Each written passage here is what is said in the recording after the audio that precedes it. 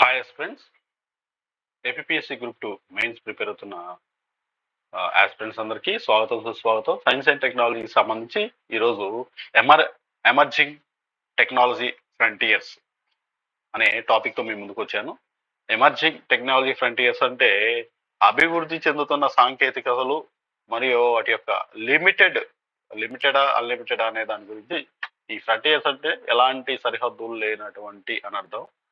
అంటే డెవలప్ చెందుతున్న సాంకేతికత ఏదైతే ఉందో, సాంకేతికల అభివృద్ధి మరియు వాటి యొక్క సరిహద్దులు లేదా ఎలా గురించి వివరించడం జరుగుతుంది ఈ వీడియోలో. సో మనం వీడియో స్టార్ట్ చేసే ముందు సిలబస్ చూద్దాం. ఈ యొక్క టెక్నాలజీ మిషన్స్, పాలసీస్, అప్లికేషన్స్, ఈ ఫస్ట్ టాపిక్ లో ఏదైతే మనకి టాపిక్ ని హైలైట్ చేస్తూ చెప్పడం జరిగింది, సైన్స్ అండ్ టెక్నాలజీస్. 75 మార్క్స్ కి సైన్స్ అండ్ టెక్నాలజీ అనేది మనకి ఇవ్వడం జరిగింది కాబట్టి ఇందులోనూ ముఖ్యంగా ఎమర్జింగ్ టెక్నాలజీ ఫ్రంటియర్స్ దానిలో చూద్దాము. అందులో స్పేస్ టెక్నాలజీ కూడా వస్తుంది. అయితే ఇది బ్రీఫ్ గా చూద్దాం. దానిలో ఏంటి అనేది కూడా మనం ఒకసారి చెక్ చేసుకుందాం. మనం చెక్ చేసుకున్నట్టయితే ఇక్కడ సైన్స్ అండ్ టెక్నాలజీ గురించి ఆ యొక్క అసలు మనం జాతీయ సైన్స్ దినోత్సవం ఎప్పుడు జరుపుకుంటాం అనే దాని గురించి కూడా ఇక్కడ ఇవ్వటం జరిగింది. మన సివి రామన్ గారి గుర్తుకి ఆయన గుర్తుగా మనం ఈ ఫిబ్రవరి 28 ప్రతి సంవత్సరం ఫిబ్రవరి 8 సైన్స్ డేగా, జాతీయ సైన్స్ దినోత్సవంగా జరుపుకుంటాం. ఎందుకంటే సర్ సివి రామన్ గారు ఈ యొక్క నోబెల్ ప్రైజ్ అనేది తీసుకోవడం జరిగింది. దేనిలో భాగంగా మనకి ఈ యొక్క రామన్ ఎఫెక్ట్ కనుక్కున్నందుకు గాను 1928లో మనకి నోబెల్ ప్రైజ్ విన్ చేయడం జరిగింది.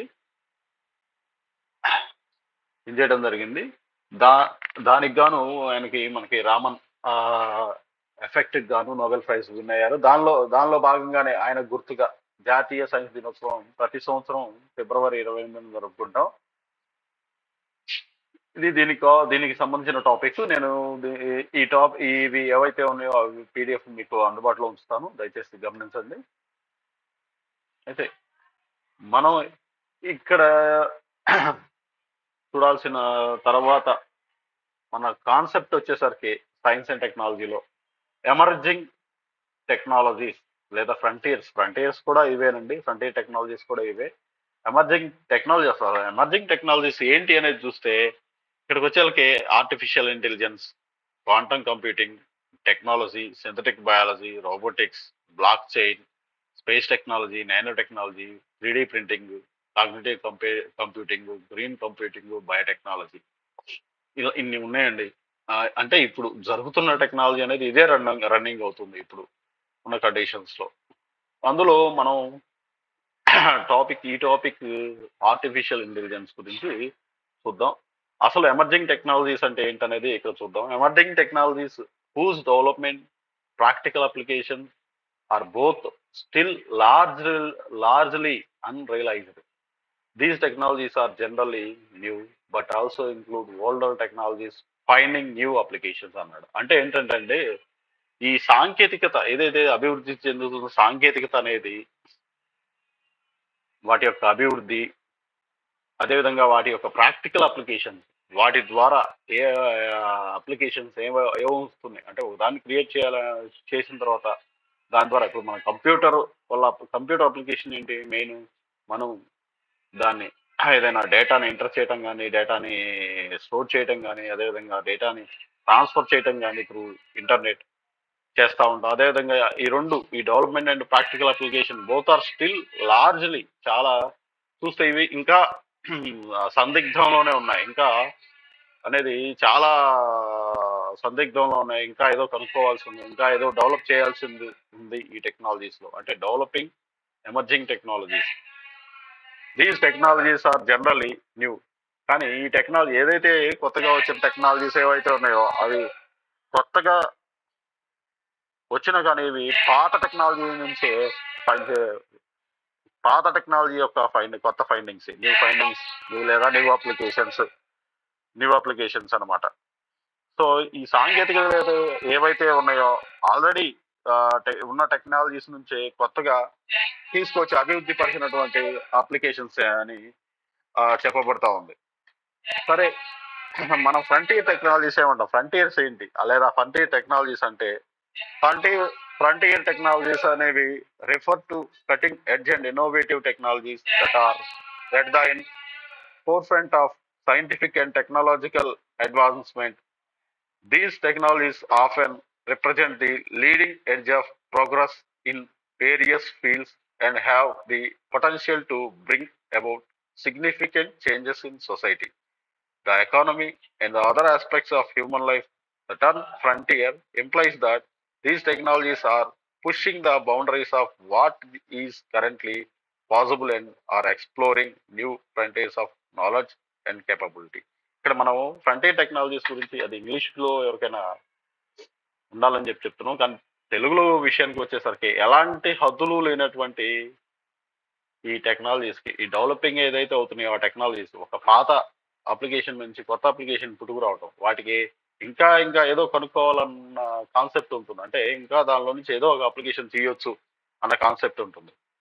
ఇది ఈ ఫ్రంటియర్ టెక్నాలజీస్ అనేవి ఏంటి అంటే శాస్త్రీయ సాంకేతిక పురోగతిలో ముందంజలో ఉన్న అత్యాధునిక వినూత్న సాంకేతికతలను ఈ యొక్క టెక్నాలజీస్ సూచిస్తాయి. ఫ్రంటియర్ టెక్నాలజీస్ అనేవి అంటే ఇంకా పాత వాటి నుంచి కొత్త అప్లికేషన్స్, ఆ కొత్త అప్లికేషన్స్ ఇంకా కొత్త అప్లికేషన్స్, అంటే అప్లికేషన్స్ అనేవి కొత్త అప్లికేషన్స్ అనేవి వస్తూనే ఉంటాయి. అంటే ఎగ్జాంపుల్ ఒక ఫోన్ తీసుకున్నారనుకోండి, ఒకప్పుడు ఆ ఫోన్ అనేది ల్యాండ్ లైన్ నుంచి తర్వాత శాటిలైట్ ఫోన్ వచ్చింది. శాటిలైట్ నుంచి మళ్ళీ మనకి చిన్న ఫోన్స్, మన హ్యాండీ ఫోన్స్ వచ్చినాయి, కీప్యాడ్.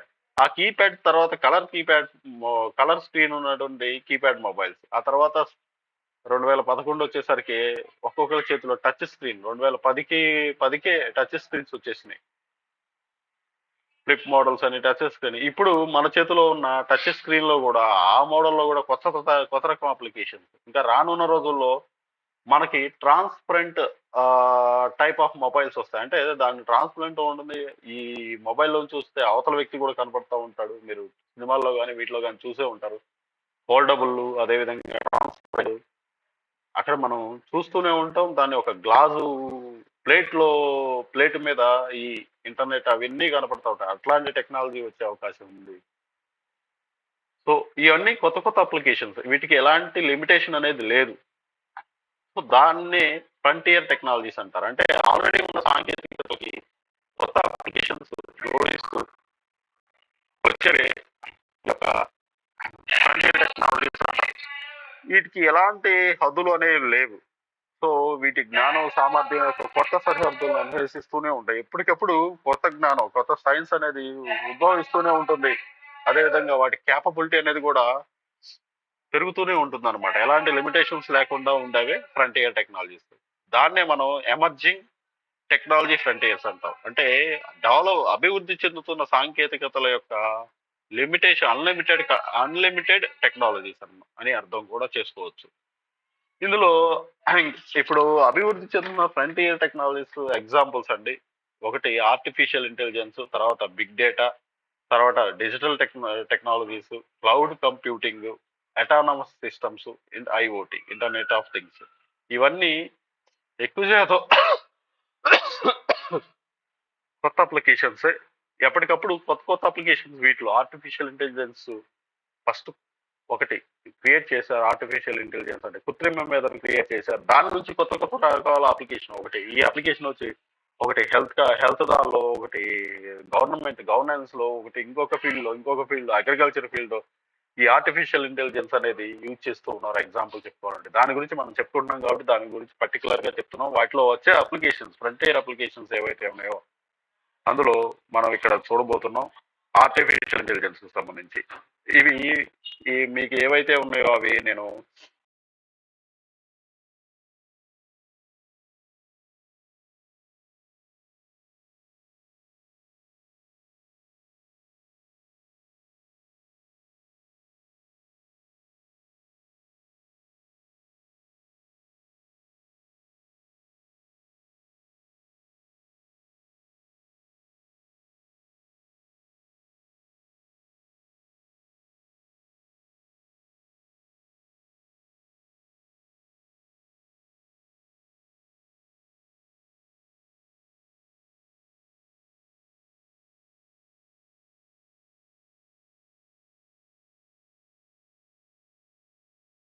చేయటం గాని, దాన్ని కాలిక్యులేట్ చేయటం గాని, రీజనింగ్ చేయటం గాని, తర్కికంగా ఆలోచించడం గాని, మన బ్రెయిన్‌కున్న కెపాసిటీ. అలానే మనిషి అనేవాడు దీన్ని ఒక క్రియేట్ చేసేసాడు. ఆర్టిఫిషియల్ మనకే గాదు, ఈ యొక్క రోబోట్స్ కానీ, ఈ యొక్క సిస్టమ్స్ గాని, ఇలాంటి ఆర్టిఫిషియల్ ఇంటెలిజెన్స్ ఉంటే పని తొందరగా అవుతుంది. తక్కువ కాస్ట్‌లో ఎక్కువ వర్క్ చేయొచ్చన్న కాన్సెప్ట్‌లో ఈ యొక్క ఆర్టిఫిషియల్ ఇంటెలిజెన్స్ అనేది క్రియేట్ చేయడం జరిగింది. ఈ ఆర్టిఫిషియల్ ఇంటెలిజెన్స్ అనేది exhibited by machines or software. ఒక సాఫ్ట్‌వేర్ గాని, ఒక మెషిన్ గాని, కంప్యూటర్ ఈస్ ఎ మెషిన్, లేదా దానిలో ఉన్న సాఫ్ట్‌వేర్ గాని ఈ ఆర్టిఫిషియల్ ఇంటెలిజెన్స్‌ని ఎగ్జిబిట్ చేస్తుంది. ఈ ఆర్టిఫిషియల్ ఇంటెలిజెన్స్ అనేది it is a branch of computer science that develops machine software with animal like intelligence అంటున్నారు. ఇది ఈ ఆర్టిఫిషియల్ ఇంటెలిజెన్స్ అనేది ఒక కంప్యూటర్ సైన్స్ విభాగానికి సంబంధించినది. It develop machines and softwares with animal like intelligence. ఒక జంతువుకు సంబంధించిన ఇంటెలిజెన్స్ అంటే దానికి తెలివితేటలు జంతువులకున్న మనిషికి గాని, జంతువులకు గాని ఎలాంటి తెలివితేటలు ఆలోచించే శక్తి ఉన్నాయో అలాంటి ఇంటెలిజెన్స్‌ని ఈ యొక్క కంప్యూటర్స్‌కి కంప్యూటర్ లేదా సాఫ్ట్‌వేర్ కలిగి ఉంటుంది. అలా దాన్నే ఆర్టిఫిషియల్ ఇంటెలిజెన్స్ అంటారు. Major AI researchers and text books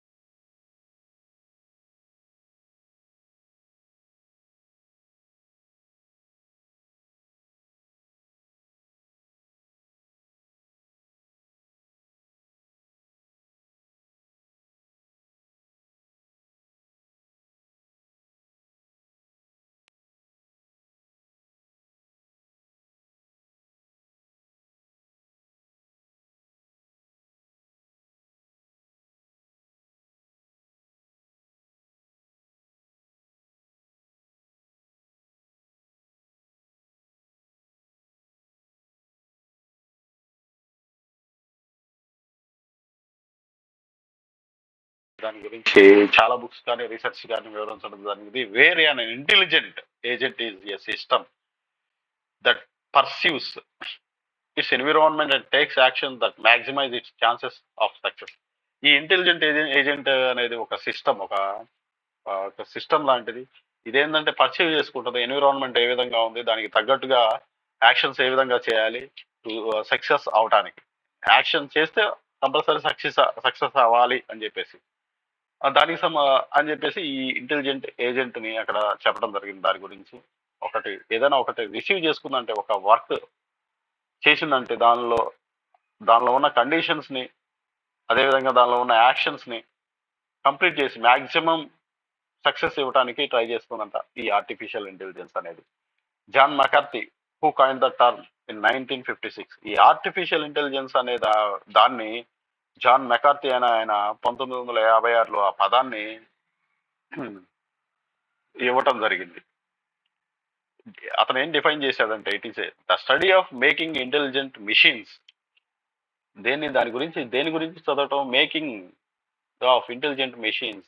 తెలివితేటలు కలిగినటువంటి యంత్రాలను తయారు చేయటమే ఈ యొక్క ఆర్టిఫిషియల్ ఇంటెలిజెన్స్ అని చెప్పేసి ఈ జాన్ మెకార్థీ గారు 1956లో ఆ పదాన్ని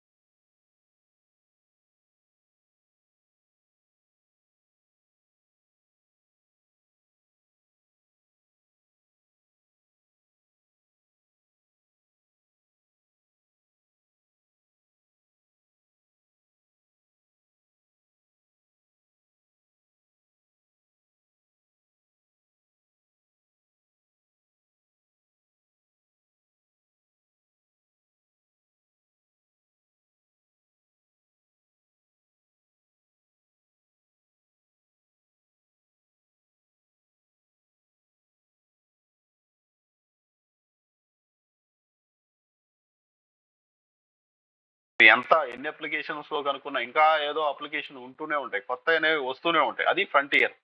there is no limitation for this applications of AI అనేది మెయిన్ అన్నమాట. ఎందుకంటే మన బ్రెయిన్ ఎలా వర్క్ చేస్తుందో అలా వర్క్ చేయడానికి ఈ యొక్క మెషిన్ లాంగ్వేజ్, మెషిన్ ని ఉపయోగిస్తున్నారు. మెషిన్ ఆర్టిఫిషియల్ ఇంటెలిజెన్స్ కృత్రిమ మేధాన్ని ఉపయోగిస్తూ ఉన్నారు. దాన్ని అనేక అప్లికేషన్స్ లో దాన్ని ఉపయోగిస్తున్నారు. అది ఎలా చేయాలి, ఒక ఆపరేషన్ ఎలా చేయాలి, దాని గురించి మనకి కింద స్లైడ్స్ లో చెప్పడం జరుగుతుంది. ఏ ఫీల్డ్ లో ఎక్కడ ఎక్స్ప్లెయిన్ చేశారనేది. సో ఇది దాని గోల్స్, లాంగ్ టర్మ్ గోల్స్ ని రీచ్ అవడానికి కూడా ఈ ఏఐ అనేది, ఏఐ దాని గురించి ఇంకా ఉన్న అమాంగ్ ద ఫీల్డ్స్, అంటే రకరకాల ఫీల్డ్ దాని లాంగ్ టర్మ్ గోల్స్ ని అచీవ్ చేయడానికి ఈ యొక్క ఏఐకి ఇంకా ఎలాంటి చాలా లిమిటేషన్స్ అనేవి లేవు అని చెప్తున్నాడు. Currently popular approaches including deep learning, statistical methods. Popular approaching ఏంటి అంటే deep learning, statistical methods. Deep learning చాలా డీప్ గా నేర్చుకోవటం, అదేవిధంగా స్టాటిస్టికల్ మెథడ్స్, కంప్యూటేషనల్ ఇంటెలిజెన్స్ అంటే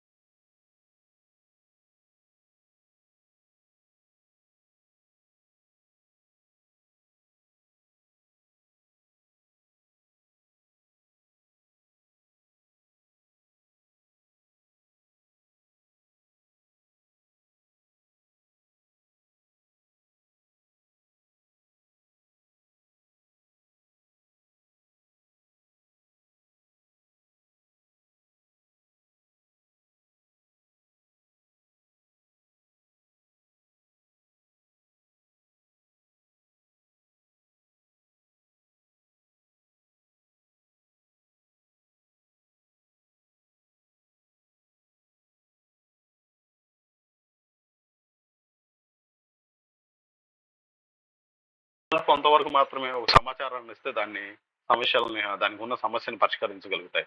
ఇంకా కొత్త అప్లికేషన్ ఇస్తే దాని గురించి కూడా ఇంకా అట్లా అందుకే అన్‌లిమిటెడ్ కండిషన్స్ వీటిల్లో ఎమర్జింగ్ టెక్నాలజీ ఫ్రంటియర్స్ అంటారు ఏఐని. అందుకే ఎగ్జాంపుల్ అంటే దీనికి ఎలాంటి లిమిటేషన్ లేదు. మనం ఒక కొత్త అప్లికేషన్ ఏఐ ద్వారా పాత టెక్నాలజీ ఉపయోగించి కొత్త అప్లికేషన్ క్రియేట్ చేయొచ్చు అంటున్నాడు. అందులో ముఖ్యంగా ఏఐ నుంచి. ఒక సమస్యనిస్తే అంతవరకే పరిష్కరించగలుగుతుంది. తర్వాత పరిష్కరించలేదు. మనం హెల్త్ విషయంలో ఒక డ్రగ్ మోడల్‌ని తయారు చేయాలంటే ఆ డ్రగ్ మోడల్ వరకే తయారు చేస్తుంది. అంతేగాని దాన్ని పూర్తిగా కిడ్నీని ట్రాన్స్‌ప్లాంట్ చేయలేదు లేదా కొత్త మోడల్ క్రియేట్ చేయలేదనమాట. ఓన్లీ మనం ఇచ్చిన దాని వరకే చేస్తుంది. అలా అది కూడా చేసామంటే డ్రగ్ మోడలే కాకుండా ఆ డ్రగ్ మోడల్ ఏ విధంగా పనిచేస్తుంది, ఆ యొక్క ఊపిరితిత్తుల మీద గాని లేదా ఇంకేదైనా పార్ట్‌ల మీద ఎలా పనిచేస్తుందని ఇంకొక అప్లికేషన్ క్రియేట్ చేసామనుకోండి, అది ఈజీగా అక్కడున్న విధంగా అది పనిచేస్తుంది. దానికి సంబంధించి సక్సెస్‌ఫుల్ కూడా చేస్తుంది అని చెప్పేసి చెప్తున్నారు. దానికి అది example. Deep learning, natural language process అనే విధానాలను అందుకు ఉపయోగించుకుంటాయి ఈ AI, artificial intelligence. Artificial intelligence సాంకేతికతో ఫలానా పని చేసేలాగా కంప్యూటర్‌కు శిక్షణ ట్రైనింగ్ ఇవ్వచ్చు అంటున్నాం. ఇందాక మనం చూసాం. అందుకు అవసరమైన డేటాను అందించడమే మన పని. మనం చేయాల్సింది డేటా. కొంత సాఫ్ట్‌వేర్ రూపంలో డేటా ఇచ్చేస్తాం. ఆ డేటా అంతవరకు ఆ పని ఎంతవరకు చెప్పామో అంతవరకే ఇచ్చేస్తుంది. డేటా ఎంతవరకు ఉంటే అంత ఖచ్చితమైన ఫలితం ఉంటుంది. డేటా మనకు కరెక్ట్‌గా ఇస్తే కరెక్ట్ ఫలితం వస్తుంది. లేదా అంతవరకే మనకు కావాల్సినంత వరకే వస్తుంది. యంత్రాల చేత మనిషిలా పని చేయించుకోవాలన్న కోరిక ఇప్పటికి కాదంటున్నాడు. ఇంటర్నెట్ కనిపెట్టక ముందే 1956లోనే కృత్రిమ మేధ అన్న పదాన్ని జాన్ మెకార్థీ గారు వాడారు. కంప్యూటర్ల మీద ప్రయోగాలు మొదలుపెట్టారు. అంతకన్నా ముందు 1927లో మెట్రోపోలిస్ అనే జర్మన్ సినిమా వచ్చిందంటున్నాడండి ఇక్కడ. మూకీ సినిమా రోజుల్లో వచ్చిన తొలి సైన్స్ ఫిక్షన్ సినిమాలో అచ్చం మనిషిలాగా ఉండే ఒక రోబోని తయారు చేసి ఉంటుంది. నాటి ఆ ఊహ నేడు నిజమైంది. అంటే అప్పట్లోనే రోబో అనే ఊహ ఉంది. అది ఇప్పుడు తయారు చేసేసారు. ఇప్పుడు ఉపయోగించుకుంటున్నారు. అది ఎట్లా అంటే ఇంటర్నెట్ రాకతో ఊపందుకున్నాయి. ఈ ఇంటర్నెట్ ఉండటం వల్లే ఈ కృత్రిమ మీద కూడా అన్ని రంగాల్లో తీసుకొచ్చాయి. అది లాస్ట్‌లో మీకు వివరిస్తాను. లాస్ట్‌లో వాటిలో ఈ కృత్రిమ మీద ఉపయోగిస్తూ ఉన్నారో లాస్ట్ స్లైడ్‌లో చెప్తానండి. సరే, మనకి వివిధ ఆర్టికల్స్, వివిధ పేపర్‌లో వచ్చినాయి దానికి సంబంధించి. ఇది డెవిన్ గురించి చెప్తున్నాడు. డెవిన్ సాక్షిలో వచ్చినటువంటి ఏఐకి చెప్తే వెబ్‌సైట్ రెడీ. అంటే ఈ సాఫ్ట్‌వేర్ ఇంజినీర్ ఎవరైతే ఉన్నాడో, ఈ కృత్రిమ మేధతో తయారు చేసినటువంటి కృత్రిమ మేధ సాఫ్ట్‌వేర్ ఇంజినీర్ డెవిన్‌కి ఏదైనా మనం ఒకటి ఇచ్చామనుకోండి, దాన్ని సక్సెస్‌ఫుల్‌గా కంప్లీట్ చేసి చూపిస్తూ ఉన్నాడు అని చెప్తున్నాడు. అంటే ఏఐకి చెప్తే వెబ్‌సైట్ రెడీ. బాబు అరే డెవిన్, మీరు ఒక వెబ్‌సైట్ క్రియేట్ చేయాలి. ఏపీపీఎస్‌సి డ్రీమ్ యూట్యూబ్ ఛానల్ లాగానే ఏపీపీఎస్‌సి వెబ్‌సైట్ ఒకటి క్రియేట్ చేయాలి. డ్రీమ్ వెబ్‌సైట్ అని మనం అతనికి డేటా ఒకటి ఇస్తే అది చేసి పెడుతుంది సక్సెస్‌ఫుల్‌గా. గుర్తుపెట్టుకోండి, ప్రపంచంలోనే మొట్టమొదటి కృత్రిమ మేధ సాఫ్ట్‌వేర్ డెవిన్. ఎవరు రూపొందించారంటే అమెరికా స్టార్టప్ కంపెనీ కాగ్నిషన్. ఏం చేస్తుంది? వెబ్‌సైట్‌లు, సాఫ్ట్‌వేర్‌లను పూర్తి స్థాయిలో తయారు చేయగలదు. దీని అప్లికేషన్స్ అవి. దీని లక్ష్యాలేంటి? సాఫ్ట్‌వేర్ కోడ్ రాయడంతో పాటు టెస్టింగ్, డీబగ్గింగ్, డిప్లాయ్ కూడా చేయగలదు.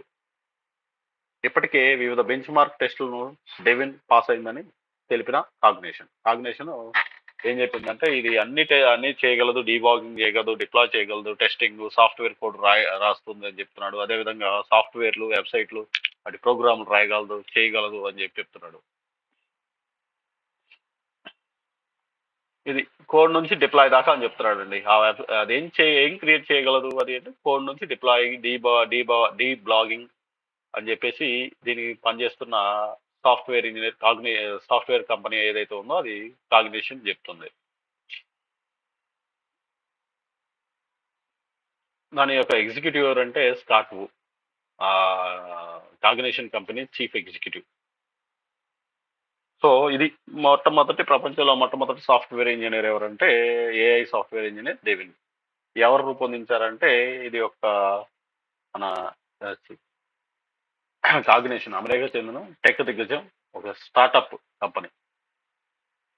ఇక్కడ ఏ విధంగా ఉపయోగపడుతుందనేది మనం చూసినప్పుడు ఏఐ నిష్పాక్షిక ఓటుకు ఏఐ చేటు. ఇక్కడ ఈ యొక్క ప్రాబ్లం చెప్తున్నాడు. ఏ విధంగా అంటే డీప్ క్లోనింగ్, వాయిస్ క్లోనింగ్, ఎలక్షన్లలో ఓటు వేయకుండా ఈ యొక్క ఓటర్లను అడ్డుకోవడానికి ఏఐ ఒక ప్రాబ్లమాటిక్ గా తయారవచ్చు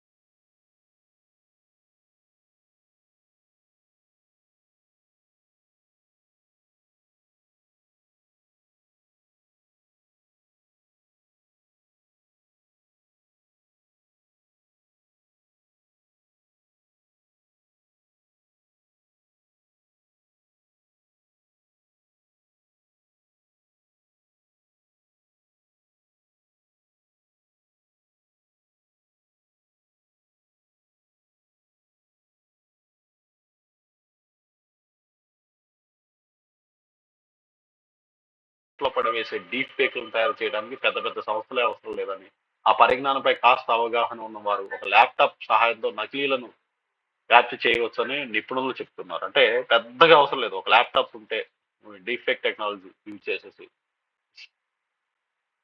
చేయొచ్చు. దానికి పెద్ద పెద్ద సంస్థలే అవసరం లేదని చెప్తున్నారు. ఎందుకంటే ఈ సైబర్ నేరగాళ్ళకి ఒక ల్యాప్‌టాప్ ఉంటే, అదే విధంగా ఇంటర్నెట్ ఉంటే చాలు. ఈ డీప్ ఫేక్ టెక్నాలజీకి సంబంధించి. ఇప్పటికే మధ్యప్రదేశ్‌కు చెందిన శివరాజ్ సింగ్ చౌహాన్, కమల్‌నాథులు నకిలీ వీడియోలు బయటపడ్డాయి. వాళ్ళు చేయకపోయినా వాళ్ళ యొక్క నకిలీ వీడియోలను బయటపెట్టారు. వారు అనని మాటలను అందులో చొప్పించారు. దీనికి తోడు పలు దేశాల్లో జరిగిన పరిణామాలు కూడా ఆందోళన నింపుతున్నాయి. ఇలా ఈ డీఫేక్ గాని, వాయిస్ క్లోనింగ్ గాని వీటి వల్ల చాలా వరకు ఈ ఏఐ ద్వారా ఇబ్బందులు. వీళ్ళు కూడా ఓటర్లను ఆసక్తిని చంపేదే వేరే ఎవరైతే మంచి నాయకుడు ఉంటాడో వాళ్ళ పైన ప్రజలలో అసంతృప్తి కలిగే విధంగా చేయటం. ఈ డీఫేక్ సందేశాలు గాని, ఈ క్లోనింగ్ సందేశాలు గాని, వాయిస్ క్లోనింగ్ సందేశాలు గాని చాలా ప్రమాదకరంగా పరిణ పరిణమించాయని చెప్తున్నాడు. ఈ ఏడాది జనవరిలో జరిగిన అమెరికాలో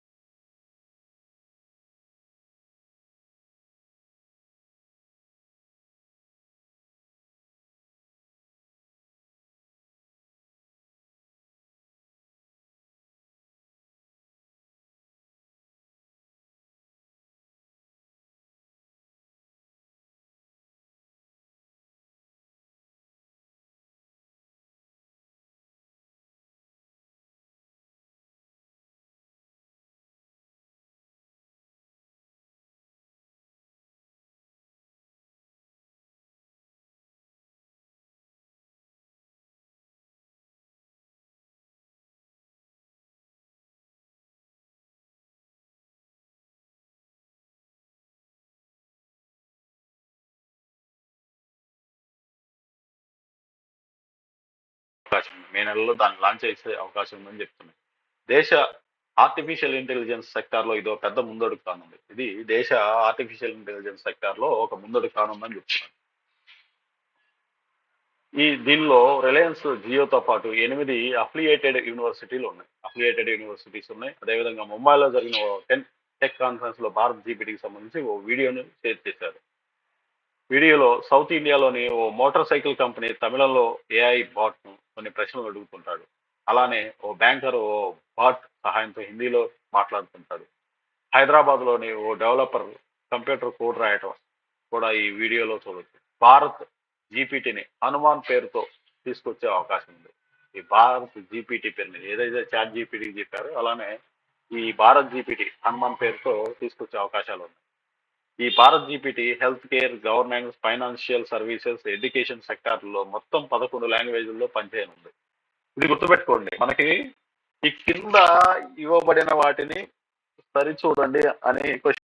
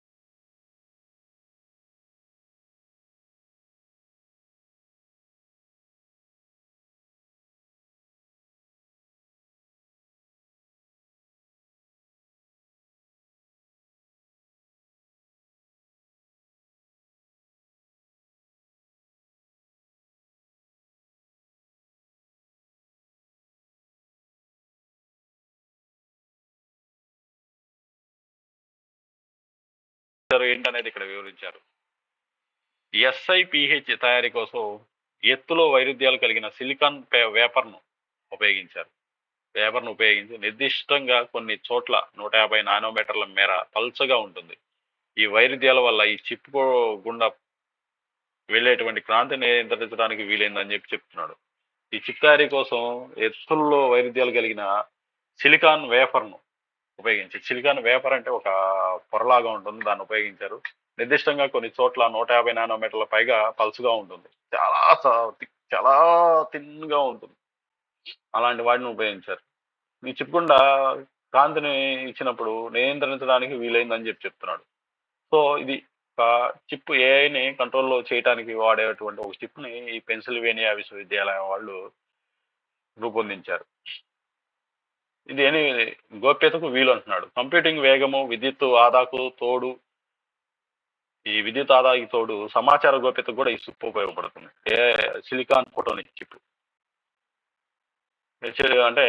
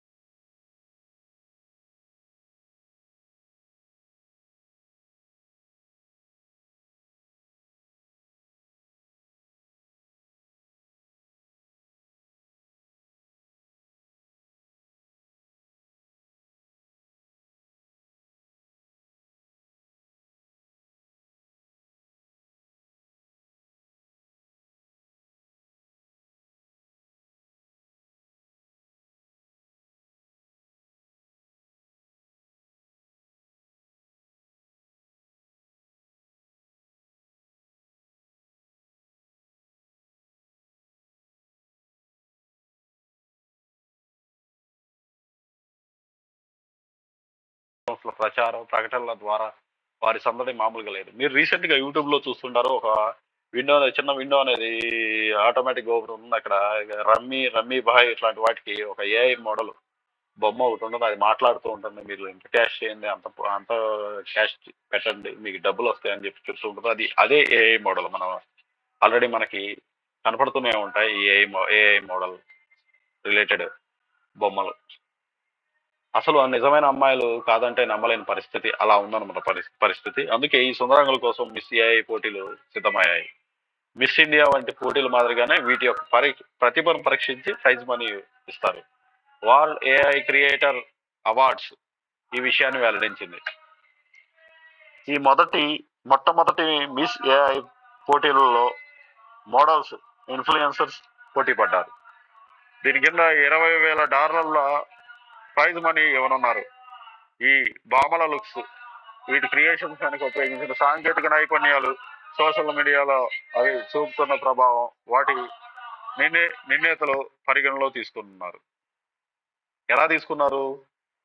వీటి క్రియేషన్స్ వెనుక ఉపయోగించిన సాంకేతిక నైపుణ్యాలు, సోషల్ మీడియాలో అవి చూపుతున్న ప్రభావం, వాటిని పరిగణలోకి తీసుకొని న్యాయ నిర్ణేతలు వాటి ప్రైజ్ మనీ ప్రకటించనున్నాడు. ఈ నిర్ణేతల్లో ఇద్దరు ఏఐ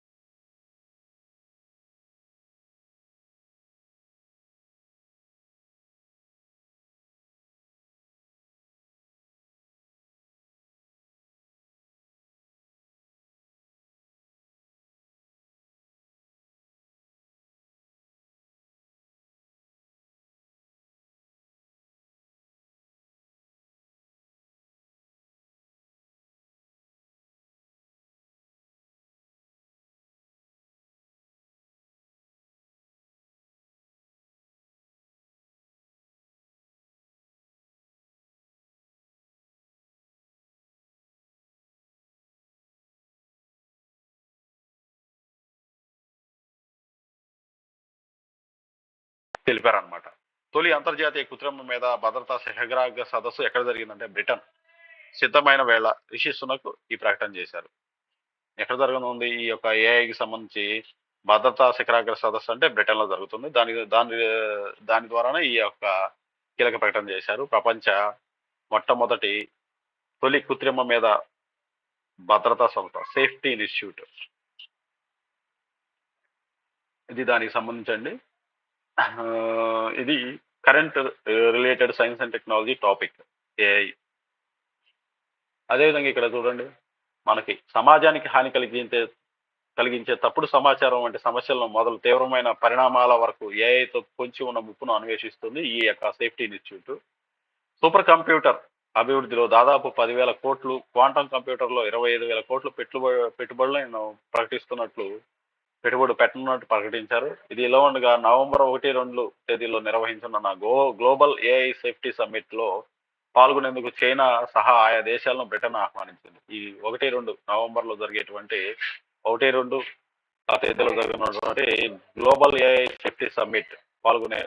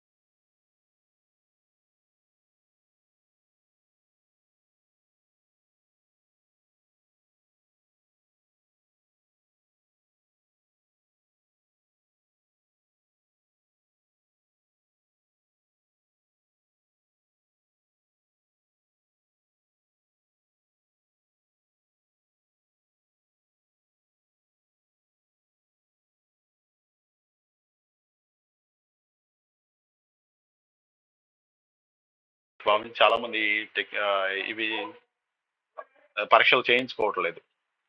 అందువలన ఈ ఈ నేపథ్యంలో ఈ DNA evolution of fragments for early inter interception DELFI అనే విధానాన్ని అభివృద్ధి చేసినట్లు John Hopkins Kimmel cancer center శాస్త్రవేత్తలు తెలిపారు. దానికి ఏదైతే ప్రత్యామ్నాయంగా ఈ డిఎన్ఏ డి డెల్ఫీ అని చెప్పేసి ఒకటి క్రియేట్ చేయడం జరిగింది వాళ్ళు. అమెరికాకు చెందిన జాన్ హాప్కిన్స్ కిమెల్ క్యాన్సర్ సెంటర్ కి సంబంధించి. ఇది ఏఐతో పనిచేస్తుంది. అని చెప్తున్నారు. బాధితుల ఎలా చేస్తారంటే బాధితుల రక్త నమూనాల్లో క్యాన్సర్ కణాల నుంచి వెలువడే డిఎన్ఏ అవశేషాల్లోని ఓ నిర్దిష్ట పోకడలను ఇది గుర్తిస్తుంది. వాటిలో ఏ విధంగా ఉన్నాయి, ఆ క్యాన్సర్ ఏ ఏ స్టేజ్ లో ఉంది, ఫస్టా, సెకండా, థర్డ్ స్టేజ్ లో ఉందా అనే దాన్ని బాధితుల యొక్క రక్త నమూనాల నుంచి తీసి ఈ ఏఐ ద్వారా గుర్తిస్తారు. తర్వాత ఊపిరితిత్తుల క్యాన్సర్ను ఈ ఏఐ పసిగొడుతుంది. ప్రోటీన్ బయోమార్కర్ ఆధారిత విధానం అన్నమాట. ప్రోటీన్ ఈ క్యాన్సర్ కి సంబంధించిన ప్రోటీన్ ఉంటుంది. క్యాన్సర్ కణంలో ఉన్నటువంటి ప్రోటీన్ బేస్ చేసుకొని బయోమార్కర్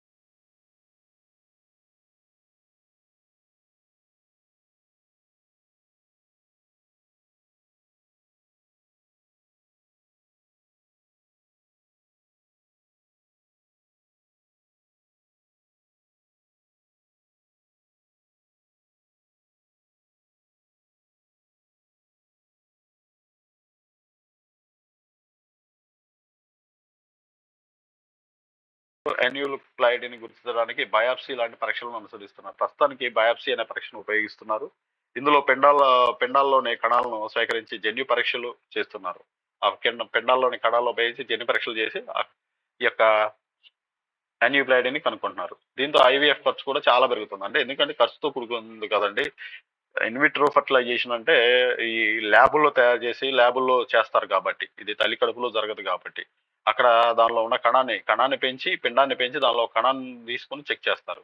తాజాగా కనుక్కున్న స్టోర్క్ ఏ అనే ఆల్గారిథం పిండ చిత్రాలను సూక్ష్మంగా పరిశీలిస్తుంది. ఈ కొత్తగా ఏఐ ఆధారిత స్టోర్క్ ఏ అనే ఒక ఆల్గారిథం ని కనుక్కోవడం జరిగింది. అదేం చేశారంటే పిండం చిత్రం తీసి పిండం సూక్ష్మంగా పరిశీలిస్తుంది. పిండం వయస్సు, స్వరూపం, ఐవీఎఫ్ సంబంధించిన ఇతర డేటాను ఈ యొక్క స్టోర్క్ ఏ అనే ఆల్గారిథం, ఏఐ ఆధారిత ఆల్గారిథం అందిస్తుందంట. ఈ అధ్యయనాన్ని న్యూయార్క్ కి చెందిన వాల్ కార్నెల్ మెడిసిన్ శాస్త్రవేత్తలు గుర్తించారు. గుర్తుపెట్టుకోండి, ఐవీఎఫ్ లో ఏ విధంగా ఉపయోగపడుతుంది, దేన్ని కనుక్కోవటానికి, అసలు దానికి సంబంధించిన ఏ ఆల్గారిథం ఏంటి, స్టోర్క్ ఏ అనే ఆల్గారిథం